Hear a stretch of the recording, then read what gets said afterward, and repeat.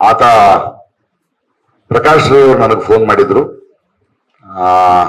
ನಿಮ್ ಜೊತೆ ಗಿರೀಶ್ ಮಟ್ಟಣ್ಣನವರ್ ಅವರು ಹೇಳದಾಗೆ ಕೇಳಿ, ಅವ್ರು ಹಾಳದಾಗ ಕೇಳಿ ನೀನು ಪೊಲೀಸರ ಹತ್ರ ಹೋಗಿ ಉತ್ತರ ಕೊಡು, ನಿನ್ನ ನಾನು ನಿಜ ಹೇಳಿದ್ಮೇಲೆ ಬಂದು ತಪ್ಕೊಳ್ತೀನಿ ಅಂತ ಒಂದು ಸ್ಟೇಟ್ಮೆಂಟ್ ಕೊಟ್ಟಿದ್ದಾರೆ. ಇದನ್ನ ಕ್ಲಾರಿಫೈ ನಾನು ನಿಮಗೆ ಮಾಡಬೇಕಾಗಿದೆ. ಯಾಕಂದ್ರೆ ಆತ ಸ್ಟೇಟ್ಮೆಂಟ್ ಕೊಟ್ಟಿದ್ದಾನೆ, ನನ್ನ ಹೆಸರು ಹೇಳಿದ್ದಾನೆ.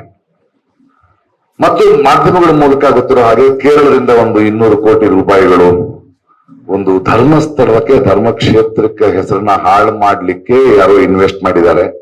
ಅದರಲ್ಲಿ ಒಂದು 50 ಲಕ್ಷ ರೂಪಾಯಿ ಏನೋ ಚಿನ್ನಯ್ಯನಿಗೆ ಮಾತಾಡಿದ್ರು ಅನ್ನೋದು ಕೂಡ, ಅದು ಆ ಹೇಳಿಕೆ ಅವನು ಕೊಟ್ಟಿದ್ದಾನಲ್ಲೋ ನನಗೆ ಗೊತ್ತಿಲ್ಲ. ಪ್ರಕಾಶ್ ರೈ ಹೆಸರನ್ನ ಹೇಳಿದ್ದಾರೆ, 200 ಕೋಟಿ ರೂಪಾಯಿ ಬಂದಿದೆ ಅಂತ ಹೇಳಿದ್ದಾರೆ. ಇದನ್ನ ಮಾಧ್ಯಮದ ಮಿತ್ರರು ಬರ್ತಿದ್ದಾರೆ, ಈ ತರ ಪ್ರಕಾಶ್ ರೈ ಅವರಿಗೆ ಬಗ್ಗೆ ಈ ತರ ಬಂದಿದೆ, ಇದಕ್ಕೆ ಉತ್ತರ ಹೇಳುವಿರಾ ಪ್ರಕಾಶ್ ರೈ ಅಂತ ಕೆಲವು ಮಾಧ್ಯಮಗಳು ಅಥವಾ ಬಹಳಷ್ಟು ಮಾಧ್ಯಮಗಳು ಅದನ್ನ ಕೇಳಿವೆ. ಇನ್ನೊಂದಷ್ಟು ಮಾಧ್ಯಮಗಳು ಆಗಲೇ ಜಡ್ಜ್ಮೆಂಟ್ ತಗೊಂಡಿದ್ದಾರೆ. ಈ ಬುರ್ಡೆ ಗ್ಯಾಂಗಿನಲ್ಲಿ 200 ಕೋಟಿಯಲ್ಲಿ ಎಷ್ಟು ಬಂತು, ಇವನು ಈ ಹಿಂದೂ ವಿರೋಧಿ, ಇದರ ಒಂದು ಜಡ್ಜ್ಮೆಂಟ್ ಅಲ್ಲಾಗಿ ಬರ್ತಿದ್ದಾರೆ ಅವರು. ಓಕೆ, ನಾನು ಇಮಿಡಿಯೇಟ್ ಆಗಿ ನಾನು ಬೇರೆ ದೂರದಲ್ಲಿದ್ದೆ, ಇಮಿಡಿಯೇಟ್ ಆಗಿ ಬಂದು ಹೇಳಬೇಕಾಯ್ತು. ಬಟ್ ಮೊನ್ನೆ ಇಡಬೇಕಾಗಿತ್ತು, ನಮ್ಮ ಇಂದಿರಾ ಲಂಕೇಶ್ ಅವರು ತೀರ್ಕೊಂಡಿದ್ರು, ನಂಗೆ ಬರಕ್ಕಾಗಲ್ಲ, ಇವತ್ತಿಗೆ ಬಂದಿದೆ. ಧರ್ಮಸ್ಥಳ ಪ್ರಕರಣದ ಹಿನ್ನೆಲೆಯನ್ನು ನಾವು ನೋಡುವಾಗ ಅದು ನಡೀತಿತ್ತು. ನೀವು ಪ್ರಕಾಶ್ ರೈ ಸೋಷಿಯಲ್ ಮೀಡಿಯಾದಲ್ಲಿ ಧರ್ಮಸ್ಥಳದ ಬಗ್ಗೆ ಯಾವಾಗ ಮಾತಾಡಿದ್ದಾರೆ? ಯಾವತ್ತೂ ನಾನು ಧರ್ಮಸ್ಥಳಕ್ಕೆ ಹೋದವನಲ್ಲ. ಗಣೇಶ್ ಮಟ್ಟ ಇವರು ಮಂಟಣ್ಣನವರು ಇವ್ರನ್ನ ಯಾರನ್ನೂ ಭೇಟಿ ಮಾಡಿದವನು ಅಲ್ಲ ನಾನು. ಆದ್ರೆ ಅಲ್ಲಿ ಒಂದು ಮೈಕೆಯ ಸಾವಾಗಿದೆ, ಒಂದಷ್ಟು ಸರಣಿ ಸಾವುಗಳಾಗ್ತಿದೆ, ನ್ಯೂಸ್ ಆಗ್ತಿದೆ ಅನ್ನೋದ್ರ ಬಗ್ಗೆ ಆತಂಕ ಪಟ್ಟವನು ನಿಜ. ದಿಢೀರ್ ಅಂತ ನಮ್ಗೆಲ್ಲ ಗೊತ್ತಿರೋ ಹಾಗೆ ಒಬ್ಬನು ಬಂದು ಮಂಡ್ಯದಿಂದ ಒಬ್ಬನು ಬಂದಿದ್ದಾನಂತೆ, ಅವನು ಅಲ್ಲಿ ಕೆಲಸ ಮಾಡ್ತಿದ್ದಂತೆ, ಅವನು ಹೆಣಗಳನ್ನ ಹೂತು ಹಾಕಿದಾನೆ ಅಂದ ತಕ್ಷಣ ಎಲ್ಲಾ ಭಕ್ತರು ಎಲ್ರಿಗೂ ಡಿಸ್ಟರ್ಬ್ ಆಗಿದ್ದಾರೆ, ನನ್ನಂತವ್ರು ಡಿಸ್ಟರ್ಬ್. ನಾನು ಸ್ವಲ್ಪ ಸೋಷಿಯಲ್ ಆಕ್ಟಿವಿಸ್ಟ್, ಏನಿದು ಹಿಂಗಾಗ್ತಿದೆ ಅಂದಾಗ ನಾನು ನನಗೆ ನೆನಪಿರುವ ಹಾಗೆ ಮತ್ತು ನಿಮ್ಮ ದಾಖಲೆ ಇರುವಾಗ ಇಮಿಡಿಯೇಟ್ ಆಗಿ ಸರ್ಕಾರಕ್ಕೆ ಒತ್ತಾಯ ಮಾಡ್ತೀವಿ. ನೋಡಿ, ಅನವಸರವಾಗಿ ಯಾರೋ ಮಾಡಿದ್ದಾರೆ ಅಂತ ಕೆಲವರು ಶುರು ಮಾಡ್ಕೊಂಡಿದ್ದಾರೆ, ಅದಲ್ಲ ಇಂಪಾರ್ಟೆಂಟ್. ಇದು ನಡೆದಿರೋದು ನಿಜ. ಇದ್ರ ಬಗ್ಗೆ ಒಂದು SIT ತಂಡ ಮಾಡಿ ಅಂತ ಸಿದ್ದರಾಮಯ್ಯನವ್ರಿಗೆ ಮಿಕ್ಕದವ್ರಿಗೆ ನಾವು ಒತ್ತಡ ಹಾಕ್ತೀವಿ. ಬಿಕಾಸ್ ನಾವುಗಳು ಆಮೇಲೆ ಹಾಕದ್ಮೇಲೆ ಸರಿಯಾದವ್ರನ್ನ ಆಯ್ಕೆ ಮಾಡಿ ಅಂತೀವಿ. ಕೊನೆಗೆ ಮೊಹಾಂತಿ ಅಂತ ಬಹಳ ದಕ್ಷ ಅಧಿಕಾರಿನ ಮಾಡಿದಾಗ ನಾನೇ ಟ್ವೀಟ್ ಮಾಡ್ತೀನಿ, ಒಳ್ಳೆ ವಿಷಯ, ಒಳ್ಳೆ ಆಫೀಸರ್ನ ಹಾಕಿದ್ದೀನಿ ಅಂತ. ಹೀಗಿರ್ಬೇಕಾದ್ರೆ ನನಗೆ ಒಂದು ಫೋನ್ ಬರುತ್ತೆ. ಮೊಹಾಂತಿ ಅವರು ಇನ್ನೂ ಈ ಚಿನ್ನಯ್ಯನ್ನ ಭೇಟಿ ಮಾಡಿಲ್ಲ, ಅವರು ಚಾರ್ಜ್ ತಗೊಂಡಿದ್ದಾರೆ. ನನಗೆ ಒಂದು ಬರುತ್ತೆ, ಗಿರೀಶ್ ಮಟ್ಟಣ್ಣನವರಿಂದ ಫೋನ್ ಬರುತ್ತೆ. ಫೋನ್ ಎತ್ತೀನಿ, ಯಾಕಂದ್ರೆ ನನ್ನ ಫೋನ್ ಬಹಳ ಕಾರಣಗಳಿಗೆ ಬಹಳ ವಿಷಯಗಳು ಕರೀತಾರೆ, ರೈತ ಹೋರಾಟ ಕರೀತಾರೆ. ಏನು ಇಲ್ಲ, ಮಾಸ್ಕ್ ಒಬ್ಬ ವ್ಯಕ್ತಿ ಇದಾನಲ್ಲ, ಮಾಸ್ಕ್ ಅವಾಗಿನ ಮಾಸ್ಕ್ ಇಲ್ಲ, ಒಬ್ಬ ವ್ಯಕ್ತಿ ಇದಾನಲ್ಲ, ಅವ್ನು ನನ್ನ ಜೊತೆ ಇದ್ದಾನೆ, ನಿಮ್ ಜೊತೆ ಮಾತಾಡ್ಬೇಕಂತೆ. ಹೇಗಿರ್ಬೋದು? ನನಗೆ ನಡೀತಾ ಇದೆ, ನೇರವಾಗಿ ನನಗೆ ಒಂದು ಎವಿಡೆನ್ಸ್ ಬರ್ತಾ ಇದೆ, ಕೊಡಿ ಫೋನ್ ಒಂದೇ. ತಮಿಳ್ನಲ್ಲಿ ಮಾತಾಡ್ರ, ಅರೆ ಇವನು ನಮ್ಮ ಮಂಡ್ಯದವರು ಅಂತ ಇದ್ರಲ್ಲ, ಬಿಂಬಿಸಿದ್ರು, ತಮಿಳ್ನಲ್ಲಿ ಕೇಳಿಸ್ಕೊಂಡೆ. ಏನಪ್ಪಾ ಅಂದೆ, ನಾವು ಉಂಗಳೇ ಪಾಕನು, ನನ್ನ ಯಾಕಪ್ಪ ನೋಡ್ಬೇಕು, ಏನ್ ಗೊತ್ತು ನನಗೆ ಇಷ್ಟು. ಹಾಗಾದ್ರೆ SIT ಫಾರ್ಮ್ ಮಾಡಿದ್ದಾರೆ, ಹೋಗು ಕಳ್ಸ, ಧೈರ್ಯ ಇಲ್ಲ ನನಗೆ. ನೋಡಪ್ಪ, ನನ್ನನ್ನು ಮೀಟ್ ಮಾಡೋದಲ್ಲ ಬೇಡ, ನಿನ್ಗೇನಾದ್ರು ಹೇಳ್ಬೇಕಾದ್ರೆ ನೀನ್ ರೆಕಾರ್ಡ್ ಮಾಡಿ ವಾಯ್ಸ್ ಕಳಿಸು, ನಾನು ಈಸ್ಕಳಿ. ಇಮಿಡಿಯೇಟ್ ಆಗಿ ರೆಕಾರ್ಡೆಡ್ ವಾಯ್ಸ್ ನಲ್ಲಿ ಏನೇನೋ ಬಡಬಡಿಸ್ದ. ನಾನು ನನ್ನ ಲಾಯರ್ಗೆ ಫೋನ್ ಮಾಡಿದೆ, ನೋಡಿ ಇಡೀ ದೇಶದಲ್ಲಿ ಮಾಧ್ಯಮಕ್ಕೆ ಯಾರಿಗೂ ಏನೂ ಗೊತ್ತಿಲ್ಲ, ನನಗೆ ನೇರವಾಗಿ ಫೋನ್ ಬಂದಿದೆ, ನಾವೇನ್ ಮಾಡ್ಬೇಕೀಗ? ಇಮಿಡಿಯೇಟ್ ಆಗಿ ನಾನು ಆ ದಿನವೇ ಇವ್ರಿಗೆ ಫೋನ್ ಮಾಡಿದೆ, ನಮ್ಮ ಮೊಹಂತಿ ಅವರಿಗೆ. ಮೊಹಂತಿ ಸರ್, ಇದು ಫಾರ್ವರ್ಡ್ ಈ ತರ ಇದೆ, ನಾನು ನಿಮ್ಮನ್ನ ಭೇಟಿ ಮಾಡಕ್ ಬರ್ತಾ ಇದ್ದೀನಿ ಅಂತ ನೇರವಾಗಿ ಅಪಾಯಿಂಟ್ ತಗೊಂಡ್ ಬಂದು, ನೀವು ಮಂಡ್ಯದ ತಮಿಳ್ ಮಾತಾಡ್ತಾರೆ, ಅದು ಯಾವ ಭಾಷೆ ಪ್ರಕಾಶ್? ನೀವು ಹಲವು ಭಾಷೆ ಮಾತಾಡ್ತಿರಲ್ಲ, ಅದ್ರ ಸ್ವಲ್ಪ ತೆಲುಗು ಮಿಕ್ಸ್ ಆಗಿದೆ ಸರ್, ಇದು ವಿಷಯ, ನಾನು ನನ್ನ ಕರೆಸಿ ಮಾತಾಡ್ತೀನಿ, thank you for the information, it is helping me to investigate. ನಾನು ಕೂತ್ಕೊಳ್ತೀನಿ. ಒಂದ್ ಸ್ವಲ್ಪ ದಿನ ಆದ್ಮೇಲೆ ಕೇಳ್ತೀನಿ, ಏನಾಯ್ತು ಸರ್? ಪ್ರಕಾಶ್, ಇನ್ಮೇಲೆ ಆ ಫೋನ್ಗಳು ತಗೋಬೇಡಿ, ನೀವು ಕಳಿಸಿದ್ರಿ, ಅವನನ್ನು ಕರೆಸಿ ಮಾತಾಡಿದೆ, ಅವನೀಗ ರಿವರ್ಸ್ ಆಗ್ತಿದ್ದಾನೆ.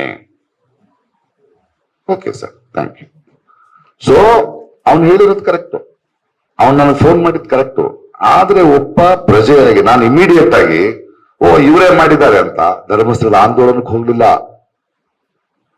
ಯಾರ ಜೊತೆ ಕೂತ್ಕೊಳ್ಳಿ. ಯಾಕಂದ್ರೆ ಕೋಟ್ಯಾಂತರ ಭಕ್ತರು ಬರೋ ಸ್ಥಳ ಅದು.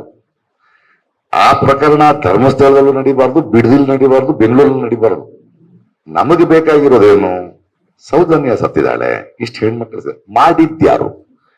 ಬೇರೆಯವರು ಬೇರೆ ಬೇರೆ ರಾಜಕೀಯ ಉದ್ದೇಶದಿಂದ ಅವ್ರು ಮಾಡಿದ್ದಾರೆ ಅನ್ಕೊಳ್ತೀವಿ, ಅವ್ರು ಮಾತಾಡ್ಕೊಳ್ಳಿ. ನಾನು ಯಾವ ಹೋರಾಟಕ್ಕೂ ಹೋಗಿಲ್ಲ. ಅವನು ಮಾತಾಡಿರೋದ ಸಿನಿಮಾ ಆಕ್ಟ್ರು, ತಮಿಳವನು ಮಾತಾಡಿದಾನ, ಅವನು ಅವ್ರೇನು ಗೊತ್ತಿದ್ದಾರೆ ಅಂತ ಹೇಳ್ಬೋದು. ಅದನ್ನ ನಾನು ಇಮ್ಮಿಡಿಯೇಟ್ ಆಗಿ SIT ತನಿಖೆಗೆ ಕೊಟ್ಟು, ಇದು ಸರ್, ಇದು ವಾಯ್ಸ್ ಸ್ಯಾಂಪಲ್ಸ್, ಇದು ಕಳಿಸಿರೋ ವಿಷಯಗಳು ನಮಗೆ ಯಾಕಿದ್ರು? ಯಾಕಂದ್ರೆ ನಾನು ನೋಡಿ ಈ ದೇಶದ ಪ್ರಜೆ, ನಾನು ಪ್ರಶ್ನಿಸೋ ಹಕ್ಕಿರುತ್ತೆ. ಯಾಕಂದ್ರೆ ನನಗೊಂದು ಆತ ಯಾವ್ದನ್ನ ನೋಡ್ಕೊಂಡು ಸುಮ್ಮನೆ ಕೂತ್ಕೊಳಕ್ಕಾಗಲ್ಲ. ಅದಕ್ಕೆ ಒಂದು ಸರ್ಕಾರ ಇದೆ. ನಮ್ಮ ದೇಶದಲ್ಲಿ ಕೋಟ್ಯಾಂತರ ರೂಪಾಯಿ ಜನರ ದುಡ್ಡನ್ನ ಖರ್ಚು ಮಾಡಿ ಪೊಲೀಸ್ ಅಕಾಡೆಮಿಗಳನ್ನ ಮಾಡಿ ಟ್ರೈನ್ ಮಾಡಿದೀವಿ ಆಫೀಸರ್ಸ್ನ. ಈಗ ನಮ್ಮ ಮುಂದಿರುವ ಪ್ರಶ್ನೆ ಏನು? SIT ರಿಪೋರ್ಟ್ ಬಂದಿದೆ. ಒಂದ್ ಏನ್ ಕೊಟ್ಟಿರ್ಬೋದು, ಚಿನ್ನಯ್ಯ ಅಂತವನು ಬಂದ, ಹಿಂಗ್ ಮಾಡ್ದ, ರಿವರ್ಸ್ ಹೊಡೆದ, ಅವನನ್ನ ಅರೆಸ್ಟ್ ಮಾಡಿ ಹೊರಟಿದ್ದಾರೆ. ಅವನು ಜನರ ಮನೋಭಾವವನ್ನ, ಎಲ್ಲಾ ಪತ್ರಕರ್ತರನ್ನ, ಟ್ಯಾಕ್ಸ್ ಮನಿಯನ್ನ ಪೊಲೀಸ್ ಡಿಪಾರ್ಟ್ಮೆಂಟ್ ಚಳ್ಳೆ ತಿನ್ಸಿದಾನೆ, ಅಗ್ಸಿದಾನೆ. ಅವನ ಮೇಲೆ ಅವ್ರು ನೋಡ್ಕೊಳ್ತಾರೆ.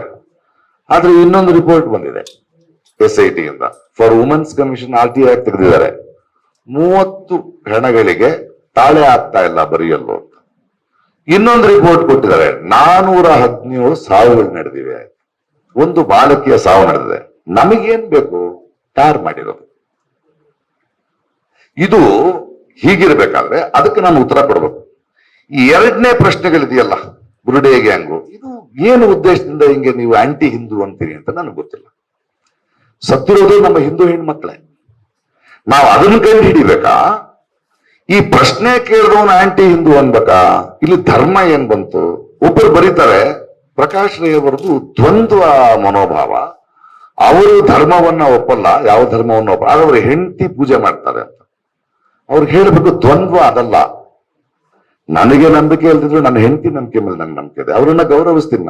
ನಾನು ಮೂಕಾಂಬಿಕೆ ಟೆಂಪಲ್ ಹೋಗ್ತೀನಿ, ಅವ್ರು ಹೋಮ ಮಾಡಿದ್ರೆ ನೀವ್ ಚೆನ್ನಾಗಿರ್ಬೇಕು, ಮಗು ಚೆನ್ನಾಗಿರ್ಬೇಕು ಅಂತ ಮಾಡ್ತೀನಿ. ನಾನು ಜಗಳ ಆಡಲ್ಲ ಅಲ್ಲಿ, ನನಗಿಲ್ಲ ಅಷ್ಟೇ. ಶಿರ್ಡಿ ಹೋಗ್ತೀನಿ, ನನ್ನ ಗೆಳೆಯರಿದ್ದಾರೆ ದಕ್ಷಿಣ ಕನ್ನಡದಲ್ಲಿ, ಕೋಟ್ಯಾಧೀಶರಿದ್ದಾರೆ.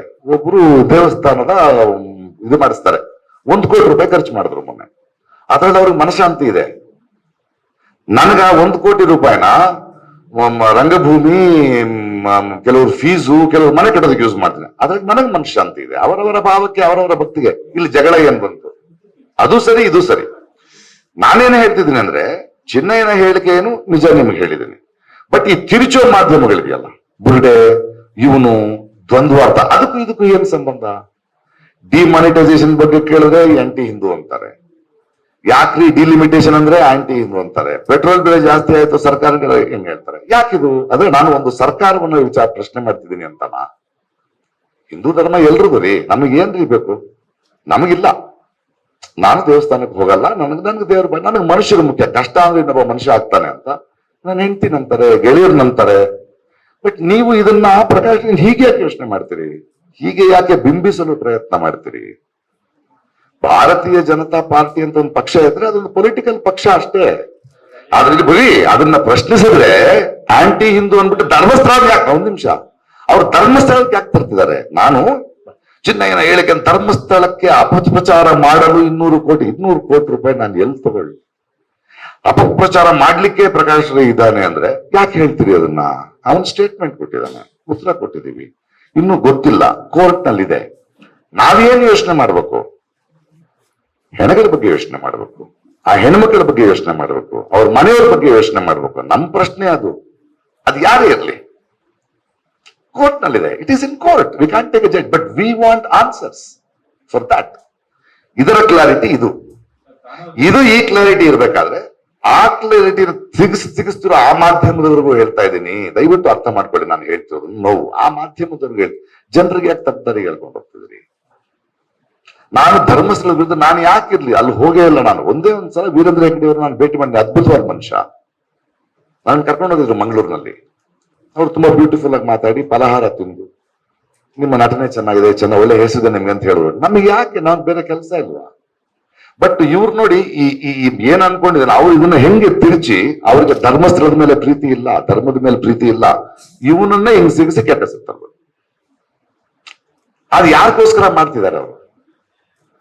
ಅವ್ರಿಗೂ ಉತ್ತರ ಕೊಡ್ಬೇಕು. ನಿಮಗೆ ನೇರವಾದ ಉತ್ತರವನ್ನ, ಹೌದು ಅವನು ಫೋನ್ ಮಾಡಿದ್ದ, ಅವನು ಫೋನ್ ಮಾಡಿದ ತಕ್ಷಣ ನಾನು ಮೊಹಾಂತಿ ಅವರಿಗೆ ಕೊಟ್ಟೆ. ಮೊಹಾಂತಿ ಅವ್ರು ಹೇಳಿ, ನೀವು ಮೊಹಾಂತಿ ಅವ್ರನ್ನ ಕೇಳ್ಬೋದು, SIT ಚೀಫ್ ಇದ್ದಾರೆ. ಹೌದು, ವೆರಿ ಗುಡ್. ಬಿಕಾಸ್ ತುಂಬಾ ಒಳ್ಳೆ ಅವ್ರು ಕರೆಕ್ಟ್ ಆಗಿ ಮಾಡಿರ್ತಾರೆ ಏನ್ ಮಾಡಿದ್ರು. ಅವ್ರ ಮೇಲೆ ನಂಬಿಕೆ ಇದೆ ನಮ್ಗೆ.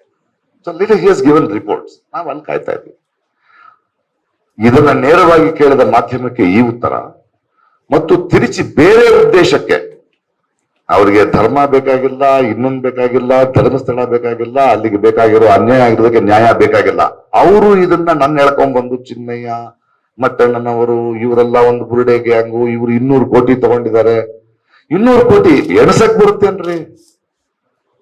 ಯಾಕಂದ್ರೆ ಇದೇ ಇವರೇ ಕೆಲವು ತಿಂಗಳ ಹಿಂದೆ ಲಾಸ್ಟ್ ಇಯರ್ 100 ಕೋಟಿ ಪೊನ್ಸಿ ಸ್ಕ್ಯಾಮ್ ನಲ್ಲಿ ಪ್ರಕಾಶ್ ರೈ ಯಾವುದೋ ಒಂದು ಆಡ್ ಮಾಡಿದ್ದಕ್ಕೆ ಇಡಿ ಬಂದ್ರು, 13 ಗಂಟೆ ಕೂತ್ರು, 10 ವರ್ಷದ ಅಕೌಂಟ್ ನೋಡಿದ್ರು, ಏನೂ ಇಲ್ಲ ಅಂತ ಹೋದ್ರು. ಬರೆಯಲ್ಲ, ಇಡಿ ಬಂದು ಅರೆಸ್ಟು, ನಾಳೆನೆ ಅರೆಸ್ಟ್. ಅದಾದ ತಕ್ಷಣ ಬೆಟ್ಟಿಂಗ್ ಆಪ್ ನಲ್ಲಿ ಪ್ರಕಾಶ್ ರೈ ಹೋದೆ. ಏನ್ ಸ್ವಾಮಿ ಎಲ್ಲಿದೆ ಹೇಳಿ, ಮಾಡಿ ತೋರಿಸಿ, ಮನಿ ಟ್ರಯಲ್ ತೋರಿಸಿ, ಏನು ಇಲ್ವಲ್ಲ. ಅಲ್ಲ, ಕಂಪ್ಲೇಂಟ್ ಕೊಟ್ಟಿದ್ರೆ ಕರೆದಿದ್ವಿ. ಸರಿ, ಕರೆದಿರೋ ಅಂತ ಅಂದ್ರೆ 100 ಕೋಟಿ 150 ಕೋಟಿ, ಈಗ 200 ಕೋಟಿ. ನನಗೆ ಅಭ್ಯಾಸ ಆಗ್ಬಿಡುತ್ತೆ. ನೆಕ್ಸ್ಟ್ ಟೈಮ್ ನಾ 500-600 ಕೋಟಿ ಮಾಡಿ ಅಂತ ಅಷ್ಟ ಆಗ್ತೀನಿ ಅಲ್ವಾ. ಸೊ ನಾವು ದೇಶದಲ್ಲಿ ನಾವು ಪ್ರಜೆಗಳು ಪ್ರಶ್ನೆ ಕೇಳ್ತಾನೆ ಇರ್ಬೇಕು. ಯಾಕಂದ್ರೆ ನಮ್ಮ ಸರ್ಕಾರ, ನಮ್ಮ ಹಣ, ನಮ್ಮ ಮಕ್ಕಳಿಗೆ ಅನ್ಯಾಯ ಆಗ್ತಾ ಇದೆ ಅಂದಾಗ ಆ ಕೇಳೋರ್ನು ನೀವು ಹಿಂಗ್ ತಿರ್ಕೊಂಡು ಅದರಿಂದ ರಾಜಕೀಯ ದುರುದ್ದೇಶ ಇದೆ. ನಾನು MLA ಆಗ್ಬೇಕಾಗಿಲ್ಲ, MP ಆಗ್ಬೇಕಾಗಿಲ್ಲ ಈ ದೇಶದಲ್ಲಿ. ಅಲ್ಲ, ಅದು ಅನುಭವಕ್ಕೆ ನಿಂತಿದ್ದೀನಿ. ಈಗ ಆಗ್ಬೇಕಾಗಿಲ್ಲ. ನಾನು ಸಮಾಜಕ್ಕೆ ನಾನು ಪ್ರತಿಸ್ಪಂದಿಸಬೇಕಾಗಿದೆ. ನಾವು ಎಲ್ಲರೂ ಪ್ರತಿಸ್ಪಂದಿಸಬೇಕಾಗ್ತದೆ. ಏನೋ ಅನ್ಯಾಯ ನೀಡಿದ್ರೆ ನೋಡ್ಕೊಂಡು ಕೂತ್ಕೊಳ್ಳಕ್ ಆಗಲ್ಲ ನಾವು, ಅಲ್ವಾ? ಸೌಜನ್ಯ ಪ್ರಕರಣದ ಬಗ್ಗೆ ಬರ್ತಿದ್ದೀರಿ ನೀವೆಲ್ಲ. ನಮಗೆ ಬೇಕಾಗಿರೋದೇನೋ ಸೌಜನ್ಯ ಯಾಕೆ ಸತ್ರು, ಇಷ್ಟೊಂದ್ ಜನ ಯಾಕೆ ಸತ್ರು, ಅದನ್ನ ಕೇಳ್ತಾ ಇದೀವಿ. ನಾನು ಕೇಳ್ತಾ ಇದ್ದೀನಿ, ನನ್ನನ್ನ ಈ ಮಾಧ್ಯಮದಲ್ಲಿ ಎಳ್ಕೊಂಡೋಗಿ ಹಂಗ್ ಸಿಗಿಸಿ ಇವನು ಹೋದಾಗ ಅಂದ್ರೆ ನೋಡಿ, ಅದಕ್ಕೆ ಆ ಪಾರ್ಟಿ ಹೆಸರು ಹೇಳಿದ್ ನಾನು. ನಿಮಗೆ ಪಾರ್ಟಿ ಒಂದು ಪಾರ್ಟಿ ಅಷ್ಟೇ. ನಿಮ್ಮನ್ನ ಪ್ರಶ್ನಿಸಿದ್ರೆ ಧರ್ಮನ್ ಪ್ರಶ್ನೆ ಮಾಡ್ದಂಗ ಅಲ್ಲ. ಈ ದೇಶದ ಪ್ರಧಾನಿಗಳಿದ್ದಾರೆ, ಅವರು ವಾರಣಾಸಿಯ ಪ್ರತಿನಿಧಿ. ಅವರ ಪಾರ್ಟಿಗೆ ಅವ್ರ ಮೆಜಾರಿಟಿ ಬಂದಿರೋದ್ರಿಂದ ಅವರು ಪ್ರಧಾನಮಂತ್ರಿ ಆಗಿದ್ದಾರೆ. ಆ ಪ್ರಧಾನಮಂತ್ರಿನ ಕೆಲವು ಪ್ರಶ್ನೆಗಳನ್ನು ನಾನು ಕೇಳಿದ್ರೆ ಅದು ಧರ್ಮವನ್ನು ಪ್ರಶ್ನಿಸಿದ್ದಲ್ಲ, ಅಲ್ವಾ? ನಾನು ಕೇಳ್ಬೇಕು. ಡಿಮಾನಿಟೈಸೇಷನ್ ಹರ್ಟ್ ಆಗ್ತಾ ಇದೆ, ಕೇಳ್ಬೇಕು. ಅದನ್ನ ಈ ತಿರ್ಚೋರು ಇದಾರಲ್ಲ, ಅವ್ರಿಗೂ ಉತ್ತರ ಕೊಡ್ತಾ ಇದು ನನ್ನ ಕ್ಲಾರಿಟಿ. ಈಗ ನೀವು ಏನೇ ಪ್ರಶ್ನೆ ಕೇಳಿದ್ರೆ ನಾನು ಉತ್ತರ ಕೊಡ್ಲಿಕ್ಕೆ ರೆಡಿ ಇದೆ. ಅವನು ಏನು ಹೇಳ್ದ ಅಂದ್ರೆ, ತಮಿಳ್ನಲ್ಲಿ ಹೇಳ್ದ ಅವನು, அண்ணே உங்களை ரொம்ப பிடிக்கண்ணே, எனக்கு நிறைய விஷயம் தெரியும்ண்ணே. அப்படியாப்பா, எந்த ஊரு? அண்ணே நான் உங்களை மீட் பண்ணோண்ணே. என்ன ஏன்டா மீட் பண்ற? என்ன தெரியும் உனக்கு? என்ன பொது பணம் கடக்குண்ணே, SIT ஃபார்மா இருக்கு, இப்போ பயமா இருக்குண்ணே. ஏன் உண்மையா சொல்றதுக்கு உனக்கு ஏன்டா பயமா இருக்கு? போ சொல்லு, அவர் நல்ல ஆபீசரு, ஒன்னும் ஆகாத. உண்மையா சொன்னா ஊரே கொண்டாடும்டா, நமக்கு தெரியணும். நானே வந்து கட்டுப்பிடிக்கிறேன்டா உன்னை, நீ போ. அதுக்கு முன்னாடி மீட் பண்ண வேண்டாம். உனக்கு என்ன சொல்லணுமோ அதை ரெக்கார்ட் பண்ணு.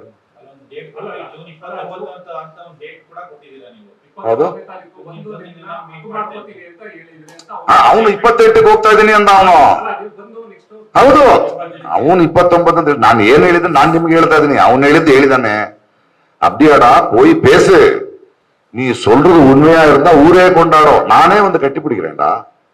ಊರೇ ಒಪ್ಕೊಳ್ತೇನೆ, ನಿಜ ಆದ್ ಬಂದ್ರೆ ಕಾಯ್ತಾ ಇದಾರೆ ಜನ. ನಾನು ಗೊತ್ತಿನಪ್ಪ ನಿನ್ನ ಅಂದೆ. ಅವನನ್ನ ಹೇಳಿದಾನೆ, ಅವನನ್ನ ಡೇಟ್ ಹೇಳಿದಾನೆ ಅಂತಾರೆ. ಅದು ಅವ್ನ ಡೇಟ್, ಅವ್ನು ಎಷ್ಟು ಜನ ಊದಿದೆ ಅಂತ ಹೇಳಿದ್ದೆ ಸುಳ್ಳು, ಇದನ್ನು ಸುಳ್ಳು. ಬಟ್ ಅವ್ನು ಹೇಳಿದ್ ನಿಜ, ನಾನು ಮಾತಾಡಿದ್ ನಿಜ ಅಂತ ಹೇಳ್ತಾ ಇದ್ದೀನಿ. ನಾನು ಅದನ್ನ ಇಮಿಡಿಯೇಟ್ ಆಗಿ ತಗೊಂಡೋಗಿ ಮಹಂತಿ ಅವ್ರಿಗೆ ಕೊಟ್ಟಿದ್ದೀನಿ ಅಂತಾನೆ ಹೇಳ್ತಾ ಇದ್ದೀನಿ. SIT ಫಾರ್ಮ್ ಆದ್ಮೇಲೆ ನನ್ನ ನನಗೆ ಫೋನ್ ಮಾಡಿದ್ದವನು. ಇಲ್ದಿದ್ರೆ ನನಗೆ SIT ಫಾರ್ಮ್ ಆಗಿದೆ ಹಿಂಗ್ ಗೊತ್ತಿತ್ತು. ಹೌದ್ರಿ, ಹೋಗ್ಬೇಕು ಅವನು 2-3 ದಿನದಲ್ಲಿ ಅಲ್ಲಿಗೆ ಅವ್ರ ಹತ್ರ. ಅದು ಹೋಗಕ್ ಮುಂಚೆ ನಾನು ಹೋಗ್ತಾ ಇದ್ದೀನಿ, ಧೈರ್ಯ ಇಲ್ಲ ನನ್ಗೆ. ಇಲ್ಲಪ್ಪ, ಒಳ್ಳೆ ಆಫೀಸರ್ ಅವರು, ಹೋಗಿ ಹೇಳು ಅಂತ ಹೇಳಿ. ನೋಡಿ ಸರ್, ಅವ್ನು ಬರ್ತಾ ಇದ್ದಾರಂತೆ, ತಗೊಳ್ಳಿ. ರೈತರಿದಾರಲ್ಲ, ದೇವನಹಳ್ಳಿ ರೈತರು 3 ವರ್ಷದಿಂದ ಹೋರಾಟ ಮಾಡ್ತಾ ಇದ್ರು. ಅದು ಹಿಂದಿನ ಸರ್ಕಾರ ಒಂದು ಹೊರಡಿಸಿತ್ತು. ನಾನು ಹೋದೆ. ಎಲ್ರು ಅಂದ್ರು ನೀನು ಬರೀ ಬಿಜೆಪಿ ಬೈತೆ, ಅದು ಕಾಂಗ್ರೆಸ್ ಆದ್ರೂ ಬೈತೀನಿ ನಾನು. ಆಮೇಲೆ ಮುಖ್ಯಮಂತ್ರಿ ಸಿದ್ದರಾಮಯ್ಯ ಅವ್ರ ಹತ್ರ ಹೋದೆ ನಾನು, ಅವ್ರನ್ನ ಕರ್ಕೊಂಡು. ನೋಡಿ, ನೀವು ವಿರೋಧ ಪಕ್ಷದವ್ರ ನಾಯಕರಾಗಿದ್ದಾಗ ಈ ಸಮಸ್ಯೆಯನ್ನ ಬಗೆಹರಿಸ್ತೀರಿ ಅಂದ್ರು. ಗಾಯ ವಾಸಿ ಮಾಡ್ತೀನಿ ಅಂತ ಮಾತು ಕೊಟ್ಟು ನೀವೇ ಈ ಗಾಯ ಮಾಡಿದ್ರೆ ಹೆಂಗೆ ಅಂತ. ಇಲ್ಲಪ್ಪ, ಅದು ಫಾರ್ಮ್ ಆಗಿದೆ, ಹಂಗೆಲ್ಲ ಬಿಡಕ್ಕಾಗಲ್ಲ ಸಿದ್ದರಾಮಣ್ಣ. ರೈತರ ಹೋರಾಟ ಇದು. ನಾನು ಅವ್ರ ಪರವಾಗಿ ನಿಲ್ತೀನಿ. ನಾನು ಡೆಲ್ಲಿಗೆ ಹೋದೆ. ಪಾರ್ಲಿಮೆಂಟರಿ ಸರ್ಕ್ಯೂಟ್ ನಲ್ಲಿ ಕುಂತ್ಕೊಂಡೆ, ರಾಹುಲ್ ಗಾಂಧಿಗೆ ಒತ್ತಾಯ ತಂದೆ, ಮೇಧಾ ಪಾಟ್ಕರ್ ಜೊತೆ ಕೂತ್ಕೊಂಡೆ. ಅದನ್ನು ಫೈನಲಿ ಆ 1700 ಎಕರೆ ಸಿದ್ದರಾಮಯ್ಯನವರ ಕಾಂಗ್ರೆಸ್ ಸರ್ಕಾರ ಏನ್ ಅನ್ಕೊಂಡ್ರು, ಹೊರಗಡೆ ನಿಂತ್ಕೊಂಡು ನೀವು ಒಳಗಡೆ ಬನ್ನಿ ಮಾತಾಡಿದ್ರೆ ಇಲ್ಲ ನಾನು ರೈತರ ಜೊತೆನೆ ಬರ್ತೀನಿ ಅಂದೆ. ಅದನ್ನ ಗೆದ್ದು ಅವರಿಗೆ ಒಪ್ಪಡಿಸಿ ನನ್ ಕೆಲಸ ಮುಗೀತು. ಹೋಗ್ಬೇಕಿಲ್ಲ, ಬರ್ತಾ ಇದೆ ಈಗ ಎಲ್ಲ ಹೋಗ್ಬೇಕಲ್ಲ ರೀ, ಅನ್ಯಾಯ ನಡೀತಿದ್ರೆ ಹೋಗ್ಬೇಕ್ರಿ. ನಾವ್ ನೋಡಿ ಒಂದ್ ನಿಮಿಷ ನೋಡಿ, ಯಾಕೆ ಕೇಳ್ತಿದ್ರಿ ಆ ಪ್ರಶ್ನೆಗೆ ನಾ ಉತ್ತರ ಕೊಡ್ತೀನಿ. ಒಂದ್ ನಿಮಿಷ. ನನ್ ಮೇಲೆ ಒಂದು ಆಪಾದನೆ ಇದೆ, ಬರೀ ಬಿಜೆಪಿನ ಪ್ರಶ್ನೆ ಮಾಡ್ತೀನಿ ಅಂತ. ಅದಕ್ಕೆ ಈ ಪ್ರಶ್ನೆ ಬರ್ತಾ ಇದೆ. ನಾನು ಬಿಜೆಪಿನ ಪ್ರಶ್ನೆ ಮಾಡ್ತೀನಿ. ಕರ್ನಾಟಕದಲ್ಲಿ ರೈತರ ವಿರುದ್ಧ ಸಿದ್ದರಾಮಯ್ಯ ಸರ್ಕಾರ ಇದ್ದಾಗ ಜಗಳ ಆಡಿ ನಿಂತು ಫೈಟ್ ಮಾಡಿದ್ದೀನಿ. ನಮ್ಮ ತೆಲಂಗಾಣದಲ್ಲಿ ಯಾರು ಕರ್ನಾಟಕ ಸರ್ಕಾರ ಅಲ್ಲಿಯ ಯೂನಿವರ್ಸಿಟಿಯ ಲ್ಯಾಂಡ್ ತಗೊಂಡ್ರೆ ಹೋಗಿ ಧರಣಿ ಕೂತು ಜಗಳ ಆಡಿ ಸರಿ ಮಾಡಿದ್ದೀನಿ. ಕೇರಳ ಲೆಫ್ಟ್ ಸರ್ಕಾರ ವೈನಾಡ್ನಲ್ಲಿ ಲ್ಯಾಂಡ್ ಸ್ಲೈಡ್ ಆದಾಗ ಸ್ಟೇಟ್ ಬ್ಯಾಂಕ್ಗಳು ಮಿಕ್ಕವರೆಲ್ಲ ಆಶ್ರಯ ಸ್ಪೇಸ್ ನಲ್ಲಿ ಇದ್ದಾಗ ಅಲ್ಲಿಗೆ ನಮ್ ಲೋನ್ಗಳು ವಾಪಸ್ ಕೊಡಿ ಅಂತ ಬಂದ್ರು. ಅಲ್ಲಿ ಸರ್ಕಾರದ ವಿರುದ್ಧ ಜಗಳಾಡಿ ಸರ್ಕಾರ ಮನ್ನಾ ಮಾಡೋ ಹಾಗೆ ಮಾಡಿದ್ರಿ. DMK ಸರ್ಕಾರ ಇರ್ಬೇಕಾದ್ರೆ ತೂತುಕುಡಿ ಶೂಟಿಂಗ್ ಇನ್ಸಿಡೆಂಟ್ ಇರ್ಬೋದು, ಆ ಸರ್ಕಾರದ ವಿರುದ್ಧ ಇದ್ವಿ. ಅದು ಯಾರಿಗೂ ಗೊತ್ತಾಗಲ್ಲ. ನಿಮ್ಗೆ ಅರ್ಥ ಆಗ್ತಿದ್ಯಾ? ನಾನು ನಿರಂತರವಾದ ವಿರೋಧ ಪಕ್ಷ ಅಂತಾನೆ ಹೇಳ್ತಾ ಇರ್ತೀನಿ. ಆದ್ರೆ ನಾಳೆ ಬಿಡದಿ ಪ್ರಾಬ್ಲಮ್ ಜನ ಸಮಸ್ಯೆ ಇದ್ರೆ ಹೋಗ್ಬೇಕ್ರಿ. ನಾವು ನ್ಯೂಟ್ರಲ್, ಅನ್ಯಾಯ ಆದ್ರೆ ಹೋಗ್ಬೇಕು. ಒಂದು ಇದಕ್ಕೆ ಯಾಕೆ ಹೋಗ್ತಿಲ್ಲ, ಇದಕ್ಕೆ ಯಾಕೆ ಹೋಗ್ಲಿಲ್ಲ, ಅದಕ್ಕೂ ಉತ್ತರ ಕೊಡಿ. ಈ ತರ ಕೇಳ್ಬೇಡಿ. ನನ್ನಿಂದ ಸಾಧ್ಯವಾಗದಕ್ಕೆ ನಾನು ಹೋಗ್ತೀನಿ, ನೀವು ಬನ್ನಿ. ಒಬ್ಬನೇ 10 ಪ್ರಶ್ನೆ ಮಾಡಕ್ಕಾಗಲ್ವಲ್ಲ. ಸೊ ನ್ಯೂಟ್ರಾಲಿಟಿ ಅಂದ್ರೆ ಏನು? ಸಿದ್ದರಾಮಯ್ಯನವ್ರನ್ನೂ ಪ್ರಶ್ನಿಸುವ, ಕಾಂಗ್ರೆಸ್ CPIನೂ ಪ್ರಶ್ನಿಸುವ, ಬಿಜೆಪಿಯನ್ನು ಪ್ರಶ್ನಿಸ್ತೀವಿ. ಯಾರು ಸರ್ಕಾರದಲ್ಲಿದ್ದಾರೆ ಅವ್ರನ್ನೇ ಪ್ರಶ್ನೆ ಮಾಡ್ಬೇಕಲ್ಲ ನಾವು. ಹೌದು, ಬಿಡದಿ ವಿಷಯ ಇರ್ಲಿ, ಒಂದ್ ನಿಮಿಷ. ಅದಕ್ಕೆ ಉತ್ತರ ಕೊಡ್ತಾ ಇದ್ದೇನ್ರಿ. ಡೇಟ್ ಎಲ್ಲ ಹೇಳಕ್ ಅದು ನೋಡ್ಬೇಕ್ರಿ. ನಾನೀಗ ಇಶ್ಯೂ ಏನು ಏನಾಗ್ತದೆ ನೋಡ್ಬೇಕು. ಸುಮ್ಮನೆ ಹಂಗಲ್ಲ. ಯಾರ್ಯಾರು ನಿಂತಿದ್ದಾರೆ, ಒಂದು ಹೋರಾಟಕ್ಕೆ ನಿಂತವ್ರು ಮಾಡ್ಕೊಳ್ಳೋರಾದ್ರೆ ಹೋಗಿ ನಿಂತ್ಕೋಬಾರ್ದು. ನಾನ್ ಕಾಯ್ತೀನಿ. ನಿಮಗೆ ಗೊತ್ತಿಲ್ಲ, ರಾಜಕೀಯ ವಿರುದ್ಧ ಹೋರಾಡ್ತಾ ಇರ್ತಾರೆ, ಅವ್ರದ್ರ ನಿಂತ್ಕೊಂತಾರೆ, ಟಕ್ಕಂಗ್ ಮಾಡ್ಕೊಂಡ್ಬಿಟ್ಟಿರ್ತಾರೆ. ಸೊ ಅವ್ರ ಜೆನ್ಯುನಿಟಿ ಏನು? ಈವನ್ ಇದರ ಸಮಸ್ಯೆ ಯಾವ್ದು, ದೇವನಹಳ್ಳಿ ರೈತರಿದ್ದಾಗ ನೀನ್ ದೇವನಹಳ್ಳಿ ರೈತರು ನೀವು ಮುಂದಿರಿ ಅಂದೆ. ನನಗೆ ಟೈಮ್ ಬೇಕು, ಸೇರ್ಕೊಳ್ತೀನಿ. ಅದರಲ್ಲಿ ನಾನು 2 ನಿಮಿಷ ಸ್ಟಡಿ ಮಾಡ್ಬೇಕು ಹೋಗೋಕ್ ಮುಂಚೆ. ಸುಮ್ನೆ ಹೋಗಿ ದುಮ್ಕ ಅಲ್ಲ, ಸ್ಟಡಿ ಮಾಡ್ತೀನಿ. ಅದನ್ನೆಲ್ಲ ನಾನು ನಿಮ್ಗೆ ಹೇಳಿದ್ದು ಅಲ್ಲ. ಮುತ್ತು ನೀವು ಸೇರ್ಕೊಂಡಿದ್ರೆ ನನಗೆ ಗೊತ್ತಿಲ್ಲ. ನಾನ್ ನಿಮ್ಗೆ ಏನ್ ಹೇಳಿದೆ? ಅದೇ ಅವನು ಹೇಳಿದಾನಲ್ವಾ, ಅವನು ಹಿಂಗೆ ಹೇಳಿದ ಅಂತ ಹೇಳಿದಾನಲ್ಲ. ನಾನು ಹೌದು ಒಂದ್ ಜೊತೆ ಮಾತಾಡಿದ್ರೆ ಏನ್ ಹೇಳ್ದೆ ಅಂತ ನಿಮ್ಗೆ ಹೇಳಿದೀನಿ ನಾನು. ಹೌದಪ್ಪ, ಊರೇ ಕೊಂಡಾಡೋಂಡ ಅವನ್ನ, ಊರೇ ಕೊಂಡಾಡುತ್ತೆ, ನಾನೇ ಬಂದು ಅಪ್ಕೊಳ್ತೀನಿ ಅಂತ ಹೇಳಿದ್ದು ನಿಜ ಅಂತ ಹೇಳಿದೀನಿ. ನೀವು ಇದನ್ನು ಕೇಳ್ಕೊಳ್ಳಿ, ಅದನ್ನು ಕೇಳ್ಕೊಳ್ಳಿ. ನಾಳೆ SIT ಬದಲಿತಾರೆ, ಅವಾಗ ನಿಜ ಹೊರಗಡೆ ಬರುತ್ತೆ. ಅಲ್ಲ ಅವನಿಗೆ ಒಂದ್ ನಿಮಿಷ, ಯಾವ ಕಾಂಟೆಕ್ಸ್ಟ್ ನಲ್ಲಿ ಹೇಳಿದ್ರೆ ನನಗೆ ಹೆದರಿಕೆ ಆಗ್ತಿದೆ ಸರ್. ಸತ್ಯ ಹೇಳಿದ್ರೆ ಏನು ಆಗಲ್ವಾ ಸರ್ ಅಂದಾಗ, ಸತ್ಯ ಹೇಳಿದ್ರೆ ಊರೇ ಕೊಂಡಾಡುತ್ತೆ ಕಣ, ಕಾಯ್ತಾ ಇದಾರೆ, ನಾನೇ ಬಂದು ನಕ್ಕೊಳ್ತೀನಿ ಕಣ, ಮೊದ್ಲು ಹೋಗಿ ಹೇಳಿ ಅದು ಸತ್ಯ ಅಂತ ಗೊತ್ತಾಗ್ಲಿ ಅಂತ. ಇದ್ರಲ್ಲಿ ಧರ್ಮಸ್ಥಳ ಎಲ್ಲಿಂದ ಬಂತು?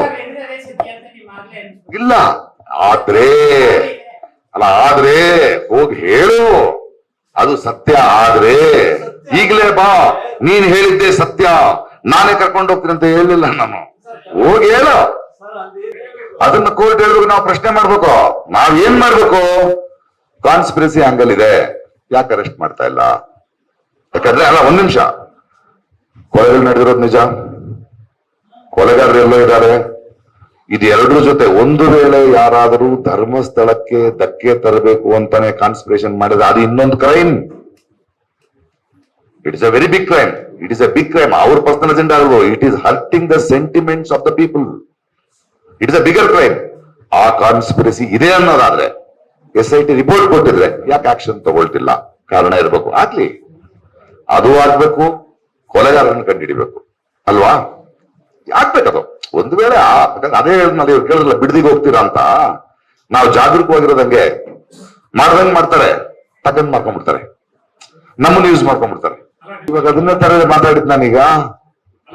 ಅಲ್ರಿ, ಚಿನ್ನಯ್ಯನ ಅರೆಸ್ಟ್ ಮಾಡಿದ್ದಾರೆ. ಯಾಕೆ ಅಂದ್ರೆ ಅವನ ಇಷ್ಟು ಹಣ ವೇಸ್ಟ್ ಮಾಡಿದಾನೆ, ಪೊಲೀಸರು ಟೈಮ್ ವೇಸ್ಟ್ ಮಾಡಿದ. ಅದಕ್ಕಿಂತ ಹೆಚ್ಚು ಒಂದು ನಂಬಿಕೆ ಹುಟ್ಟಿಸ್ಬಿಟ್ಟವ ಜನರಿಗೆ. ಅಪ್ಪ ಇದು ಕೊನೆ ಕಾಣುತ್ತೆ, ಆ ಮಂಜುನಾಥ ಸ್ವಾಮಿ ಆ ಇದಕ್ಕೆ ಹೆಸರು ತಪ್ಪುತ್ತೆ, ಇವ್ರಿಗೆ ನ್ಯಾಯ ಸಿಗುತ್ತೆ ಅಂತ ಹೆಂಗೆ ಎಷ್ಟು ಚಾನೆಲ್ಗಳು ಜನ ಪಾಪ ಎಲ್ಲ ಬಿಟ್ಟು ನೋಡ್ತಾ ಇದ್ರು. ಅದೆಲ್ಲ ಮೋಸ ತಾನೆ ಅದು.